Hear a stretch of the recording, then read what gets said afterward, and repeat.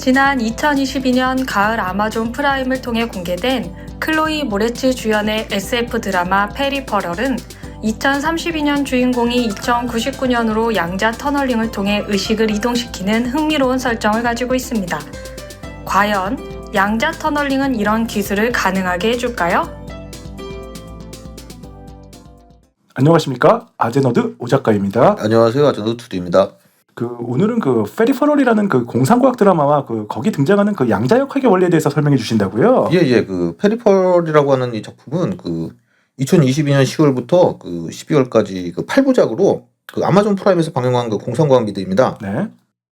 주라기공원 원작자 마이클 크라이튼 있지 않습니까? 유명하시죠? 예. 이 마이클 크라이튼이 감독을 하고 율 브리너가 주연한 1973년작 웨스트월드라고 있습니다.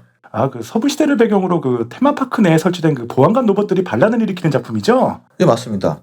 저 아주 어렸을 때 이거 KBS에서 보고 막 놀랬던 기억이 있습니다. 무서웠죠? 예. 웨스트월드를 2016년에 현대적으로 리메이크한 HBO의 드라마의 제작을 맡았던 조너선 논란이 총괄 제작에 참여한 드라마입니다. 유명한 크리스토퍼 논란의 동생 말이군요. 네, 맞습니다. 주연은 그리고 클레이 모레츠고요. 한동안 활동이 좀 뜸했는데 최근 다시 좀 활발히 활동하고 있죠. 원작은 유명한 SF 작가 윌리엄 깁슨이 쓴 2014년의 동명의 소설입니다. 아니 뉴 로맨스의 윌리엄 깁슨이 아직까지 활동을 하시나요? 예. 윌리엄 깁슨에 관해서는 좀 후에 다시 설명드리겠고요. 알겠습니다. 일단 페리퍼럴 무슨 라틴어 같은 매우 생소한 단어인데요. 고유명사인가요? 예. 그런 건 아니고요. 페리퍼럴은 일단 명사로는 주변기기라는 뜻이에요. 주변기기요? 예. 가끔 제품 매뉴얼 같은 데 보면 많이 나옵니다. 예, 형용사로는 주변이라는 뜻이 있는 거고요. 주변기기. 뭔가 내용상 중요한 단어 같은데 간단한 시놉시스는 어떻게 됩니까? 일단 이 드라마는 두 개의 다른 시간대에 다른 배경이 나와요. 그러니까 2099년의 영국 런던과 2032년의 미국 엘레바마주입니다. 이 2032년과 2099년 사이인 2042년 즈음에 인류는 잭팟이라고 하는 세계적인 대재앙을 겪는다는 세계관을 갖고 있어요. 2032년 약 10년 후에 미래의 미국 엘리바마주와 2099년의 영국 런던이라 두 개의 타임라인을 가지고 있군요. 뭔가 시간여행물의 스멜이 느껴지는데요. 예, 그건 좀 추후에 다시 얘기 들어보려고 하고요. 일단 이게 2032년 미국 시골 배경에 한 남매가 이제 등장을 해요. 오빠는 전직 군인이고 이게 배경이 미국 시골이지만 그래도 이게 지금보다 약 10년 후가 배경이다 보니까 막 드론이 날아다니고 막 3D 프린터와 막 VR 게임이 대중화되어 있는 등 확실히 좀 시대가 지금보다 미래임을 보여줍니다. 2032년 시간대에 남매 중 오빠가 전직 군인이면 여동생이 주인공 클로이 모레츠입니까? 예, 맞습니다. 예. 그러니까 이 남매의 어머니는 좀 중병에 걸려 있고 저 오빠라는 작자는 VR 게임에 빠져 있어요. 그러던 중 콜롬비아의 한 신생 VR 회사에서 저 클레이 모레츠 오빠에게 신상 VR 헤드셋의 베타 테스트를 제안을 해옵니다. 기계도 같이 보내주면서요. 오빠라는 분은 어지간한 겜돌인가 봅니다. 어머니도 아픈데 게임이나 하고 있고 아마 생활비도 동생인 클로이 모레츠가 다 벌 것 같은데. 예, 그렇습니다. 다만 근데 저 베타 테스트는 돈을 받고 하는 걸로 나와요. 그래요? 예, 그래서 그냥 하는 건 아니고. 근데 저 오빠가 여동생인 주인공 클레이 모레츠에게 게임을 대신 시켜요. 왜냐하면은 여동생 클레이 모레츠가 게임을 더 잘하거든요. 그렇군요. 예, 그래서 돈을 더 벌 수 있다는 생각에 클레이 모레츠가 직접 VR 헤드셋을 착용하고 직접 가상현실의 세계에 들어가게 됩니다. 이렇게 듣다 보니까 오빠라는 사람 너무 무책임한 거 아닌가요? 예. 그래서 신상 VR 헤드셋으로 즐기는 게임은 콜 오브 듀티 같은 FPS 게임인가요? 그러니까 여기서 베타 테스트를 원할 때 군인 출신 베타 테스트를 원했거든요. 네. 그런 거 보면은 그런 것 같기도 한데 사실은 전혀 아니고, 그러니까 마치 현실과 같은 느낌의 2099년 미래 런던의 한 아바타의 몸에서 깨어나게 돼요. 그리고 이제 헤드셋으로 전해지는 누군가의 지시를 받으면서 이제 비밀스러운 임무를 맡게 되고, 이후 숨겨진 이제 거대한 음모와 진실을 마주친다는 내용입니다.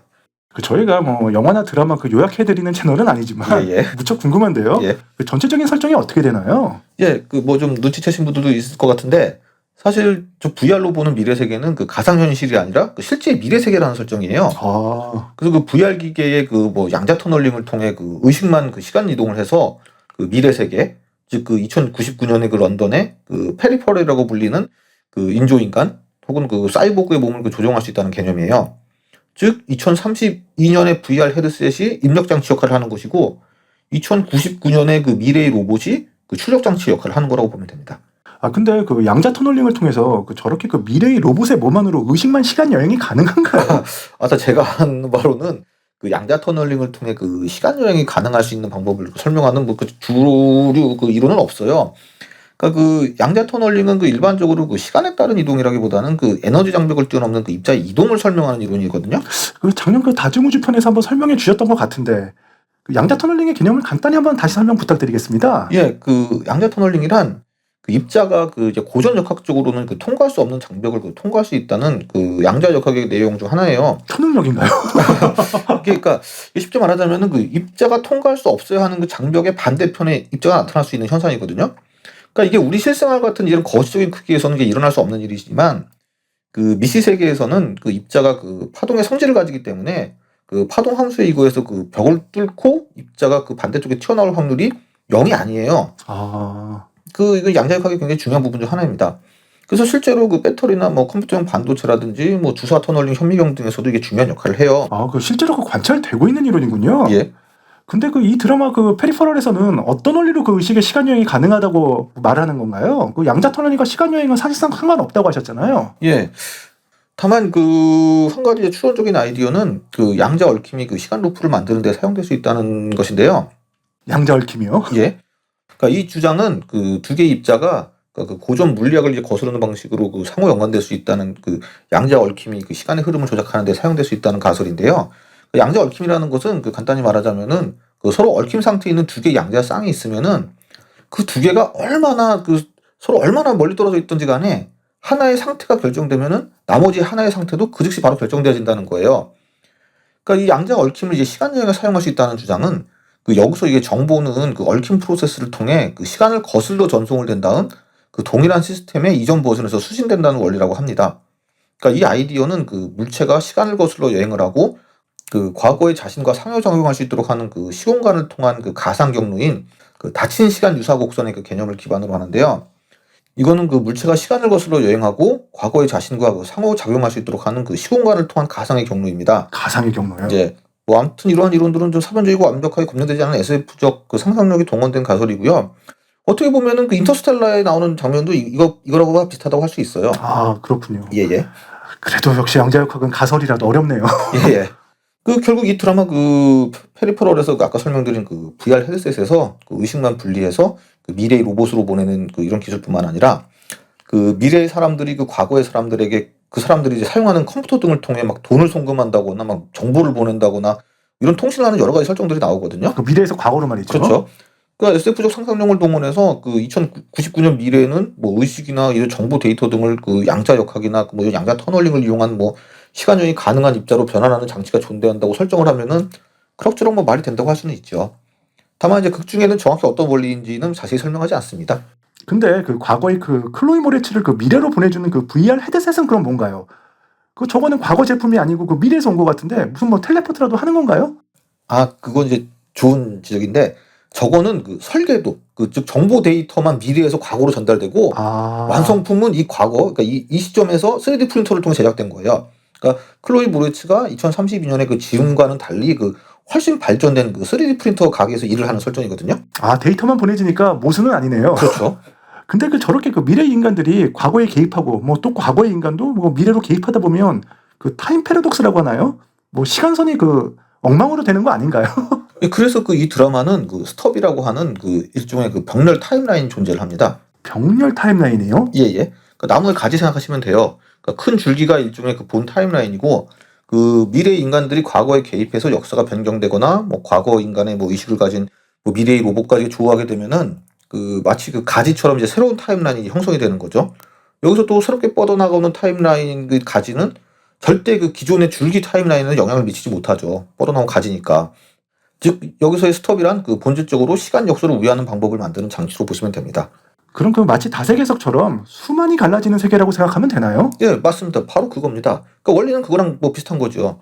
그러니까 기존의 타임라인, 즉 현재의 내가 로또 당첨 번호를 알아서 과거의 나에게 전달한다 한들 현재의 나 자신이 부자로는 이제 변하지 못한다는 거예요. 불행하네요. 예. 그러니까 로또에 연속 당첨되어 부자가 된 내 자신은 다른 타임라인으로 분화돼서 거기서 부자로 살아가는 거죠. 그러니까 이 드라마에서는 그 양자 터널링보다 사실 그 오히려 이 개념이 스토리에 더 중요한 요소예요. 요즘 그 SF 드라마나 영화 보면 참 그 현대 과학적 요소들을 잘 가져다 쓰는 것 같아요. 그렇습니다. 역으로 생각해 보면은 현대 과학이 SF적 요소가 좀 많아졌다고 할 수도 있어요. 또 그렇게 되네요. 예, 예. 하여튼 그 뭐 마블 시네마틱 유니버스도 보면은 뭐 양자, 뭐 다중우주, 시간여행 요소를 뭐 잘 차용하고 있고요. 그 최근 그 아바타 물의 길도 보면은 이제 뭐 마인드 업로딩 이론 같은 거 나오지 않습니까? 그래서 이걸 이용해서 기가 막히게 그 전편과 그 연결하고 그러지 않습니까? 그랬었죠. 예. 그러고 보면 그 이 드라마의 원작자가 앞서 그 윌리엄 깁슨이라고 하셨는데 그 제가 알기로는 나이가 꽤 있으신 걸로 아는데 저런 그 현대 과학 기술을 접목한 그 SF 테크노 스릴러를 집필하신 게 대단해 보이네요. 예, 이 윌리엄 깁슨은 뭐 굉장히 유명하신 분인데 그 미국계 캐나다인 그 SF 소설가입니다. 1948년 그 미국 사우스캐롤라이나 출신인데 70세가 넘으셨잖아요. 예. 그 베트남전 징집 거부하려고 그 캐나다로 이주해서 시민권을 취득했습니다. 병역 기피죠. 그 하여튼 이 윌리엄 깁슨은 뭐 20세기 후반 뭐 가장 영향력 있는 그 SF 작가 중 한 명으로 뭐 사이버펑크 장르의 그 선구자로 유명합니다. 특히 그 1984년에 출판된 그 데뷔 장편 소설인 그 뉴로맨스라고 있어요. 유명하지 않습니까? 예. 이게 그 휴고상, 네블러상 및 그 필립 케이딕상을 포함해서 그 여러 주요 SF상을 수상을 했습니다. 그 이 소설은 그 사이버펑크 장르의 고전으로 이제 간주되고 그 공상과학 소설에서 그 사이버 스페이스라는 이 단어가 여기 처음 등장해요, 이 소설에. 그렇군요. 예. 이 개념을 대중화한 것으로 아주 유명합니다. 하여튼 그 오늘 소개한 그 드라마 그 페리퍼럴은 그 2014년작이고 그 사실상 3부작이라고 합니다. 그래서 그 2부격이라고 할 수 있는 그 에이전시라는 또 소설이 2020년 출간되었습니다. 나이가 꽤 있는데 대단하시네요. 예. 그 정치인 그 안철수 씨가 좋아하는 작가라도 유명했었죠? 예. 그러니까 진짜 대단한 것이 이 드라마를 보면은 그 현대 화두가 되는 그 미래 기술을 정말 작품에 잘 녹였어요. 그래서 뭐 앞서 소개해드린 뭐 VR 기기를 통한 그 가상 시뮬레이션이라든지 뭐 양자 기술을 통한 시간 여행 컨셉, 뭐 첨단 3D 프린터 같은 것은 물론이고 그 나노 기술을 이용한 그 로봇 기술, 그 특히 또 이제 군인들의 몸에 그 햅틱이라는 또 임플란트를 삽입해가지고 이제 뭐 기계와의 그 하이브리드를 통한 그 인간의 능력을 뭐 극대화하는 장면, 뭐 이런 건 매우 인상 깊은 장면들이 많이 있습니다. 그 꽤 암울한 그 미래 세계를 다룬다고 하셨는데 그 와중에도 그 기술 발전은 매우 진보한 세계관인 것 같아요. 네, 그렇습니다. 매우 독특한 세계관의 작품이죠. 그 뭐 시즌 2가 뭐 기대되는 드라마입니다. 예, 오늘 말씀 잘 들었습니다. 오늘은 그 작년 말에 공개된 그 아마존 프라임의 드라마 그 페리퍼럴에 등장하는 양자 터널링의 설정과 그 세계관을 한번 이야기해봤습니다. 좋아요와 구독 좀 많이 눌러주시고요. 저희는 다음에 더 재밌는 영상으로 찾아뵙겠습니다. 시청해주셔서 감사합니다. 지금까지 아제너드였습니다. 감사합니다. 자, 영상 유익하게 감상하셨는지요? 다음 시간에 더 재미있고 유익한 영상으로 찾아뵐 것을 약속드리며 좋아요와 구독 부탁드리겠습니다. 지금까지 아제너드였습니다. 편안한 일상 되세요.